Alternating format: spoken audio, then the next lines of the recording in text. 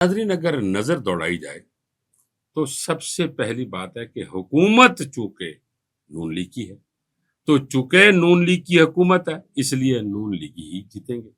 اب وہ کیسے جیتے؟ یعنی حکومت میں جتنے لوگ ہیں، کسی کا بیٹا، کسی کا داماد، کسی کا بھائی، یہ سب کے سب حکومتی لوگ جیت رہے ہیں۔ تو ناظرین، یہ پوری کی پوری ایک پریسیڈنٹ سیٹ کر دی گئی ہے کہ جو حکومت میں ہوگا وہی جیتے گا۔ اگر ہم پہلے ادوار میں چلے جائیں تو وہاں بھی موروثیت تھی، اس کا بیٹا، اس کا بیٹا، اس کا بھائی، اس کا بیٹا، اس کا بیٹا، اس کا بھائی، آج بھی وہی ہوا آپ کے سامنے ہے۔ تو موروثیت سامنے رکھی جاتی ہے، لیکن سب سے بڑی بات یہ ہے کہ حکومت میں جو ہوگا وہی جیتے گا۔ تو ہم نے کسی اور کو حکومت میں آنے نہیں دینا، اور اگر ہم کسی کو آنے دیتے ہیں تو ڈیفینیٹلی اپنی حکومت جاتی ہے، تو پھر کیوں بھائی جیتنے دیں؟